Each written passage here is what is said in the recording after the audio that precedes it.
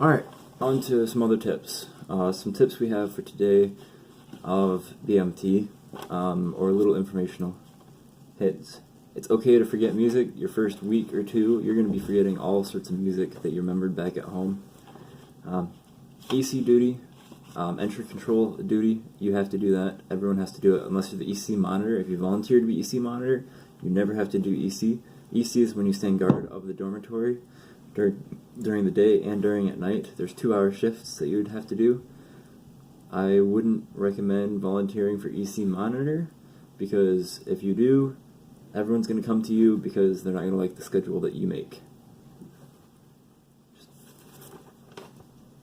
Don't volunteer for anything. Never. Just don't volunteer for anything. But it just depends on how you view it. Some people in our flight had trail runners.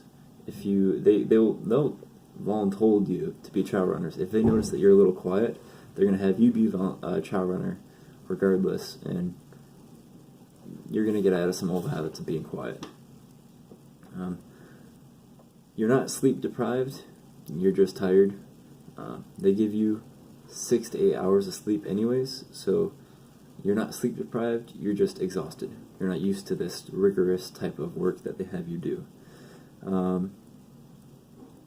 Get a watch, not a smartwatch. You can have one of these little G-Shock watches, but anything smartwatch or digital like that, or that has a touchscreen and all that stuff, or a Fitbit or anything that tracks your steps, don't get it. Just get a simple little watch like this that can do military time. This is a little G-Shock watch. They work amazing, and you're going to want one. They have time. They've got time limits that you got to meet, and if you can't meet those time limits, you're going to mess up. You're going to be in some trouble. Underwear, I know it's a weird topic, but you're going to want to bring some spandex underwear because you're allowed to wear that. The ones that they give you are little whitey-tighty underwear, and they are not great. They feel like barbed wire along the waistline, so get some spandex. They feel great.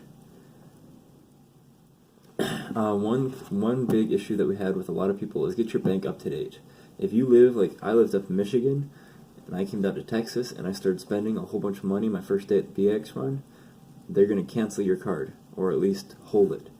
Let them know that you're going to Texas before you actually get down there, because a lot of people in my flight, including me, had some issues when they went down there, where they needed to buy something with their card, and it immediately revoked them because you're in Texas. Let's see, you will most likely hate at least 1/3 of your flight. There's going to be that 1/3 that doesn't do everything that they need to be doing, or if you don't know who that is, just get your life together. This is your end-of-bed display. Everyone's going to have a different end-of-bed display because they're not all going to be uniform. Everyone's going to have a different end-of-bed display. The only reason why I'm showing you this is because it's how I was taught. They're just going to try to make sure you follow a standard that they want to enforce so you can learn to be perfect and excellence in everything we do. This is how we did it, 3 finger lengths away from the bedpost. That's how your laundry bag should be. Laundry bag strands all the way down, zipper to the right, and your towel should be on the left side of your bedpost, flush against the bedpost, and all the lines perfectly flushed up. Along with all that, your pillow should be perfectly centered in the middle of your bed, and you should have a dust cover, but we don't have dust covers, so we don't do that here in tech school. But you do have a 341 filled out, perfectly filled out, just barely protruding from your pillow. Also in tech school, you're allowed to have a lamp, a journal, and a Bible on the end of your bed. That's just how we do it in our tech school. I don't know how other people will do it in their tech school. One tip and technique that we should always do is to put your hat or your cover inside your right pocket, kind of like this. Take it, fold it over, like that. Once more over, and then once more over, so it's almost like a banana-ish, like a moon. You just take it real quick, this little pant, side pocket, cargo pocket, slide it right through this little hoop, this little slot, and it fits right there, real quick, real simple. Anytime you need to go out or something, just real quick, reach in that pocket, grab it, and you're all set to go. just like that. Just real quick, one of those things, and then throw it right back in. And you're all set to go indoors or outdoors. The DFAC food is not great, but it's not bad. It's not as bad as the Marines or any of the other branches, but it's amazing. It's okay for what it is. It's pretty dry, but I mean, eggs, omelets, they make that. Breads, sandwiches, like some gourmet foods, but it's okay. Missing family, it's okay. You're gonna miss family a bit. Just gonna let you know that. But eventually, you get at least 3 phone calls in BMT. One at the very beginning, that 30-second phone call, and then a 15-minute phone call during 3rd week, and then another 15-minute phone call during the 6th week of training, right after Beast Week. Those are the only 3 phone calls you get to make mandatory. After that, you got to get phone calls for doing good stuff, if you do good stuff. You're going to love those phone calls. They're great. Let's see what else there is. Pack light. Do not pack heavy. I had somebody in my flight that packed an entire suitcase of stuff.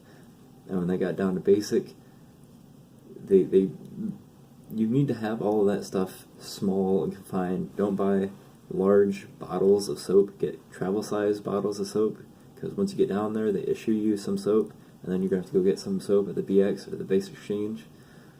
Don't pack heavy. Just pack enough clothes for 3 days. Pack a toothbrush if you need, but don't pack heavy. Just pack a small little suitcase, like a small little backpack, like a $5 backpack from Walmart. You'll be set. I talked about the MRE black market in my last video. Let's see. Beast. It's a big deal. Beast Week is our survival training, or just sort of our deployment training of learning what you need to do when you go on a deployment. It is very, very important to learn everything at Beast. It's fun. It's great. You get 2 MREs every single day of Beast Week, or if the DFAC is closed, 3 MREs every day of Beast Week. And you're going to want to learn everything about it. You're going to smell awful. The showers are not great. You will sweat more coming out of the shower than you did going into the shower because of how hot they are. And you have to get at least 150 men inside the showers. There's about 7 shower heads, so 150 guys in the showers, 7 shower heads in 45 minutes. It's great. Get a journal or a planner. I've got a little planner over my bed. I would highly recommend getting a journal or a planner. They are highly beneficial. KP, kitchen prep. I think it's kitchen prep. It's very easy. A lot of people don't want to do KP as a detail, but I'd highly recommend doing KP. It's well worth it. Plus you get desserts. It's a great, I'd recommend it. Oh, and on that additional note, don't eat junk food. Whenever you get base liberty, you have 1 mandatory base lib and then a patio break where you get to go to this little patio area with vending machines. Don't get junk food, because every time you do PT after you eat junk food, you can feel that individual bit of junk food. You're changing and you won't even know it. Everything about you will be changing. The way you talk to people, you'll be saying sir, ma'am, a lot of common courtesies. You'll be nice. You'll feel incredibly dumb because of the way the MTIs and the civilians and everyone talks to you during BMT, but that's mentally changing you. My family noticed immediately once I got to see them on graduation that I was changed, I was different. I didn't feel it. I felt completely normal, but you're going to change like crazy at BMT. Movements that you do is say attention. You're going to come to attention. First you have to go at ease. At ease or parade rest is your hands tucked behind your back, like this. Left hand, right hand, thumbs over your left hand. And then you need to have your feet at least 12 inches from each other, just like that. And you need to be standing up straight, looking straight forward. Then they're going to call you to attention, which is your hands, your thumb right above your hand, kind of like that, as if you're punching somebody. And then your hands, your knuckles need to be right up against that seam on your cargo pocket, just like that. So once you, and then your feet need to be together at a 45-degree angle, facing straight forward. So once you're at ease, then you come to attention. And then once you're at attention, there's no talking, and you have to look straight forward. 2 comments on my last video. One of them was, how do you march? And you need to be shoulders back, eyes straight forward, and you need to be perfect, like no head bobbing.